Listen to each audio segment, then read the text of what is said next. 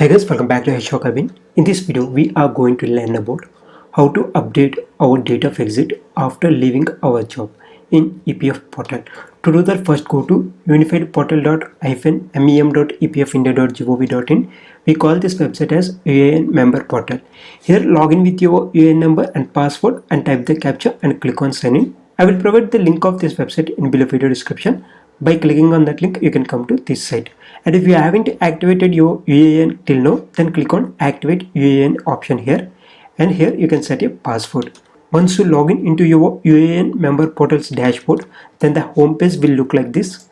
Here you can see an option called manage. Now click on manage and here click on mark exit option.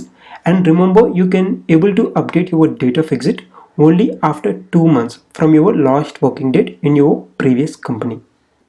See, once we click on mark date of exit option, then this page will open. Here you need to select your employment because nowadays one UAN number is linking with multiple PF accounts of the employee. So here choose the member ID PF account number for which you want to update the date of exit. Here only one PF member ID is present, so I am selecting it. After selecting the PF member ID, you can see the date of exit options are available here. Here you can select the date of exit.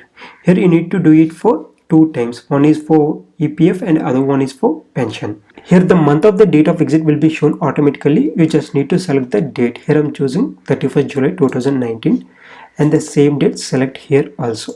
And after that select the reason of exit. In most cases the reason will be the cessation or short service. If you have left the job due to resignation or if you have left the job without any intimation, then you can choose cessation or short service option. If you left the job due to retirement, then you can select retirement, or if you left the job due to superannuation, then you can select the superannuation. And in case if the permanent disablement, then you can choose permanent disablement option.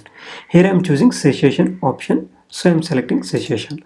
After choosing the option, click on request OTP option and here you need to tick yes. Now the OTP will be sent to your registered mobile number in EPF. See here, OTP sent to the mobile number successfully. Please request again in case you haven't received the OTP. I have received the OTP and I am entering it. After entering the OTP, just tick this box. I have read the below points carefully. And after ticking that box, click on submit.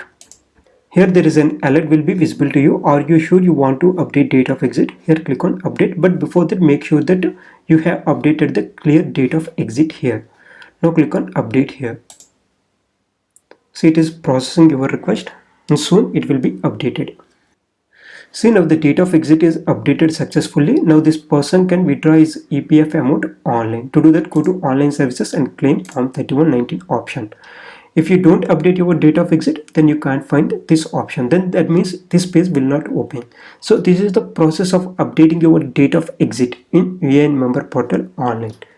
I hope you like this video, and if you still have any questions, then ask those questions in below comment section. And if you like this video, then please share and subscribe to HR Cabin.